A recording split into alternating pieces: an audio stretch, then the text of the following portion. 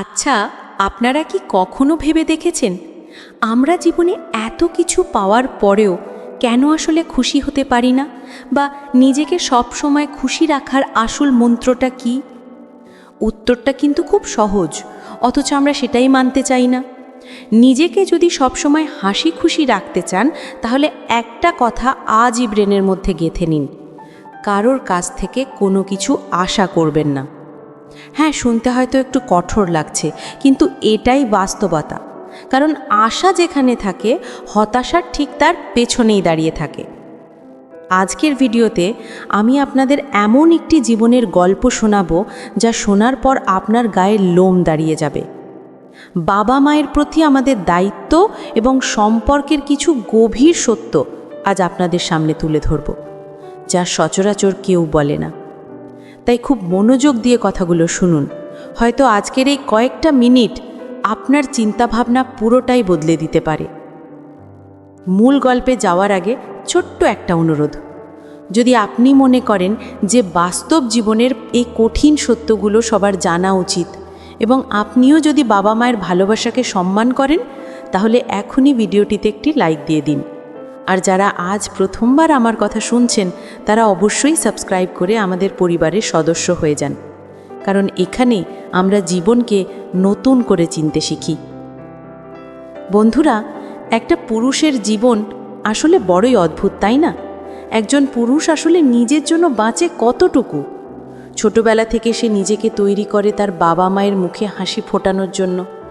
এরপর যখন যৌবনে পা দেয়, তখন সে হন্যে হয়ে ছোটে প্রিয় মানুষটিকে পাওয়ার জন্য বা তাকে ভালো রাখার জন্য। আর বিয়ের পর তখন তো তার পুরো জীবনটাই হয়ে যায় স্ত্রী আর সন্তানদের জন্য উৎসর্গ করা এক সংগ্রামের নাম। কখনো খেটে মরে সংসারের অভাব মেটাতে, কখনো বা হাড় ভাঙা খাটুনি খাটে সন্তানের ভবিষ্যৎ করতে। মজার ব্যাপার হলো, এই সব করতে করতে যখন সে একটু নিজের জন্য বাঁচতে চায়, তখন দেখে তার হাতে সময় নেই, অথবা শরীর আর সায় দিচ্ছে না। এই যে নিঃস্বার্থভাবে অন্যের জন্য নিজেকে বিলিয়ে দেওয়া, এটাই একজন পুরুষের অলিখিত নিয়তি। আজকে আমি আপনাদের যে গল্পটা শোনাবো, সেটা এমনই এক বাবার গল্প। এক ভদ্রলোক যার স্ত্রী মারা গিয়েছিলেন মাত্র ৪৫ বছর বয়সে। ভাবুন তো, জীবনের মাঝপথে এসে একা হয়ে যাওয়াটা কতটা কষ্টের। আত্মীয় স্বজন, বন্ধুবান্ধব সবাই তাকে পরামর্শ দিয়েছিলেন দ্বিতীয় বিয়ে করার জন্য, কিন্তু তিনি রাজি হননি। কেন জানেন? তার একমাত্র ছেলের দিকে তাকিয়ে। তিনি বলেছিলেন, আমার স্ত্রীর দেওয়ার সবচেয়ে বড় উপহার হলো আমার ছেলে। ও আছে, ওকে মানুষ করতে করতে আমার বাকিটা জীবন কেটে যাবে। আমার আর কাউকে দরকার নেই। কি বিশাল স্যাক্রিফাইস, তাই না? ছেলের যাতে সৎ মায়ের কাছে কোনো কষ্ট না হয়, সেই ভয়ে তিনি নিজের একাকিত্বকে বরণ করে নিলেন। ছেলেটি ধীরে ধীরে বড় হলো। বাবা তার জমানো সব পুঁজি, ব্যবসা বাণিজ্য সব কিছু ছেলের নামে লিখে দিলেন। নিজে অবসরে গেলেন। ভাবলেন এবার হয়তো একটু বিশ্রাম পাবেন, নাতি নাতনিদের সাথে সময় কাটাবেন। কিন্তু বিধি বাম। ছেলের বিয়ের পর চিত্রটা পাল্টাতে শুরু করলো। যে ছেলের জন্য তিনি নতুন করে সংসার পাতেননি, সেই ছেলের সংসারেই তিনি যেন আজ বড্ড একা। পুরো বাড়ির কর্তৃত্ব এখন ছেলের বউয়ের হাতে। বাবা এখন নিজের বাড়িতেই যেন এক আশ্রিত অতিথি। ছেলের বিয়ের ঠিক ১ বছর পরের ঘটনা। দুপুরবেলা বাবা খেতে বসেছেন। ছেলে অফিস থেকে ফিরে ফ্রেশ হয়ে খেতে আসার প্রস্তুতি নিচ্ছে। বাবা খেতে খেতে ছেলের বউকে খুব সংকোচিত হয়ে জিজ্ঞেস করলেন, মা, খাওয়ার পরে একটু দই হবে? খুব খেতে ইচ্ছে করছিল। ছেলের বউ তখন বেশ ঝাঁঝালো স্বরেই উত্তর দিল, না বাবা, আজকে ঘরে কোনো দই নেই। কথাটা ছেলে নিজের কানে শুনল। বাবা আর কোনো কথা না বাড়িয়ে চুপচাপ খাওয়া শেষ করে হাঁটতে বেরিয়ে গেলেন। হয়তো মনের কষ্টটা হজম করতেই তার এই বাইরে যাওয়া। বাবা বেরিয়ে যাওয়ার কিছুক্ষণ পর ছেলে আর তার বউ খেতে বসল। খেতে বসে ছেলে দেখল খাবারের টেবিলে একটা বড় পাত্র ভর্তি দই রাখা আছে। ছেলেটি কিন্তু তখনও কিচ্ছু বলল না। সে কোনো রাগ দেখালো না, স্ত্রীর সাথে ঝগড়া করলো না, চুপচাপ খেয়ে অফিসে চলে গেল। আপনারা হয়তো ভাবছেন, ছেলেটা কত বড় অমানুষ, বাবার অপমান দেখেও চুপ করে রইল। কিন্তু গল্পের আসল টুইস্টটা এখানেই। বাবা ও ছেলের এই আবেগী গল্পটা শেষ পর্যন্ত কোথায় মোড় নেয় তা জানলে আপনি অবাক হবেন।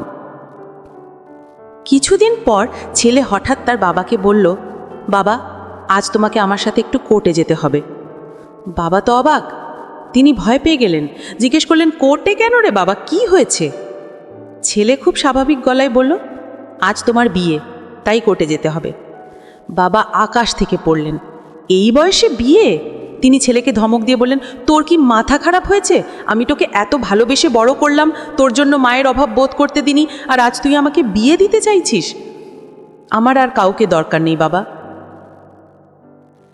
ছেলে তখন বাবার হাতটা ধরে যে কথাটা বলল সেটা শোনার জন্য হয়তো আপনারা কেউ প্রস্তুত নন। ছেলে বলল, বাবা, আমি আমার জন্য মা আনছি না, বা আমার স্ত্রীর জন্য শাশুড়িও আনছি না, আমি বিয়েটা দিচ্ছি শুধু তোমার দইয়ের ব্যবস্থা করার জন্য। বাবা ফ্যাল ফ্যাল করে তাকিয়ে রইলেন। ছেলে তখন বুঝিয়ে বলল, সেদিন দুপুরে তুমি দই চেয়েছিলে আর আমার স্ত্রী মিথ্যে বলে তোমাকে দেয়নি, অথচ ফ্রিজে দই ছিল, আমি সেটা দেখেছি। তাই আমি সিদ্ধান্ত নিয়েছি কাল থেকে আমি আর আমার স্ত্রী ভাড়া বাড়িতে গিয়ে থাকব, আর এই বাড়িতে তুমি থাকবে তোমার নতুন স্ত্রীর সাথে। আর শোনো, আমি তোমার অফিসের একজন সামান্য কর্মচারীর মতো বেতন নেব তোমার থেকে, যাতে তোমার ছেলের বউ বুঝতে পারে এক বাটি দইয়ের দাম আসলে কত। টাকা না থাকলে যে ভালোবাসা আর সম্মান দুটোই জানলা দিয়ে পালায়, সেটা ওকে বুঝতে হবে। আসলে বন্ধুরা, মা বাবা আমাদের জন্য এটিএম কার্ড হতে পারেন, আমাদের সব আবদার মেটানোর মেশিন হতে পারেন, কিন্তু মনে রাখবেন তারা কিন্তু আমাদের দয়া বেছে নেই, বরং আমরাই তাদের দয়ায়, তাদের শ্রমে ঘামে আজকের এই অবস্থানে এসেছি। আপনার জীবন বদলে দেওয়া ভিডিওগুলোর মধ্যে এই বার্তাটি সবচেয়ে জরুরি যে বাবা মায়ের চোখের পানি ফেলবেন না। এই গল্প থেকে আমরা কি শিখলাম? জীবনে 100 বছর বাঁচার জন্য 100 বছর বয়স হওয়ার দরকার নেই। শুধু একদিন এমন কোনো কাজ করে যান যাতে মানুষ আপনাকে 100 বছর পর্যন্ত মনে রাখে। ওই ছেলেটি তার বাবাকে সম্মান ফিরিয়ে দিয়ে যে দৃষ্টান্ত স্থাপন করলো তা সত্যিই শিক্ষণীয়। আর হ্যাঁ, একটা কথা মনে রাখবেন, বেশি চালাক মানুষের সমস্যা একটাই, তারা মনে করে তারা যা করছে সেটা কেউ বুঝছে না। ওই ছেলের বউ ভেবেছিল বাবাকে দই না দিলে কেউ জানবে না, কিন্তু আপনি যে তার চালাকিটা ধরে ফেলেছেন সেটা বোঝার ক্ষমতা তার নেই। আরেকটা বিষয় খুব গুরুত্বপূর্ণ, কাউকে প্রয়োজনের চেয়ে বেশি ভালোবাসবেন না, সেটা বাবা মায়ের ক্ষেত্রে হোক বা প্রিয় মানুষের ক্ষেত্রে। কারণ অতিরিক্ত ভালোবাসা পেলে মানুষ সেটাকে সস্তা মনে করে এবং অবহেলা করতে শুরু করে। ঠিক যেমনটা ওই বাবা তার ছেলের সুখের জন্য নিজের জীবন বিসর্জন দিয়েছিলেন বলে ছেলের বউ তাকে গুরুত্বহীন মনে করেছিল। সম্পর্ক এবং রোম্যান্টিক পরামর্শ। এতক্ষণ তো অনেক সিরিয়াস কথা হলো, এবার আসুন সম্পর্কের একটু অন্য দিক নিয়ে কথা বলি। সংসারে শান্তি বজায় রাখতে হলে বা প্রিয় মানুষটার মন জয় করতে হলে কিছু টেকনিক জানা থাকা ভালো। অনেক পুরুষই বুঝতে পারেন না সঙ্গীর মন কিভাবে পাবেন।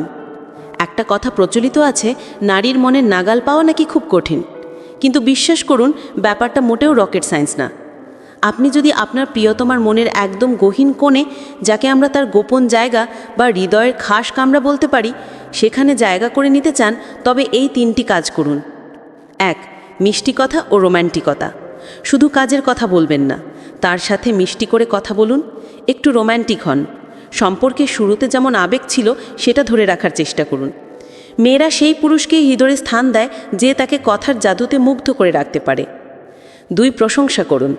তার কাজের প্রশংসা করুন, তার সাজের প্রশংসা করুন। সে আপনার জন্য বা সংসারের জন্য যা করছে সেটাকে ছোট করে দেখবেন না। তোমাকে আজ খুব সুন্দর লাগছে, বা আজকের রান্নাটা দারুণ হয়েছে। এই ছোট ছোট বাক্যগুলো একটা সম্পর্কের অক্সিজেন হিসেবে কাজ করে। 3. ছোট ছোট ইচ্ছে পূরণ করুন। তাকে অনেক দামি উপহার দিতে হবে এমন কোনো কথা নেই। তার ছোট ছোট ইচ্ছেগুলো জানার চেষ্টা করুন এবং সেগুলো পূরণ করুন। হয়তো সে একটা বেলি ফুলের মালা চায়, অথবা আপনার সাথে একটু রিকশায় ঘুরতে চায়। এই ছোট ছোট চাওয়াগুলো পূরণ করলেই দেখবেন আপনি তার কাছে পৃথিবীর সেরা মানুষ হয়ে উঠেছেন। মনে রাখবেন, কোনো এক ব্যক্তিকে সাহায্য করলে হয়তো পুরো পৃথিবী বদলে যাবে না, কিন্তু আপনি যাকে সাহায্য করবেন বা যাকে ভালোবাসবেন তার পৃথিবীটা কিন্তু অবশ্যই বদলে যাবে। তাই নিজের কাছের মানুষগুলোর যত্ন নিন, তাদের ভালো রাখুন। বন্ধুরা, আজকের এই গল্প আর আলোচনা আপনাদের কেমন লাগলো? দইয়ের ওই ঘটনাটি শোনার পর আপনাদের কি মনে হয়েছে ছেলেটির সিদ্ধান্ত সঠিক ছিল? কমেন্ট করে অবশ্যই জানাবেন। আমি আপনাদের প্রতিটি কমেন্ট পড়ি। আর হ্যাঁ, যদি আজকের ভিডিওটি আপনার হৃদয়ে একটুও নাড়া দিয়ে থাকে তবে ভিডিওটি শেয়ার করতে ভুলবেন না। আপনার একটা শেয়ার হয়তো অন্য কারো চোখ খুলে দিতে পারে। যাওয়ার আগে আবারও মনে করিয়ে দিই, নিজেকে এবং নিজের পরিবারকে ভালোবাসুন। আর এরকমই সব জীবনমুখী এবং বাস্তবধর্মী ভিডিও নিয়মিত পেতে এক্ষুনি আমাদের চ্যানেলটি সাবস্ক্রাইব করুন এবং পাশে থাকা বেল আইকনটি বাজিয়ে দেন। এতক্ষণ সাথে থাকার জন্য অনেক ধন্যবাদ। দেখা হবে পরের ভিডিওতে। ততক্ষণ ভালো থাকুন, সুস্থ থাকুন।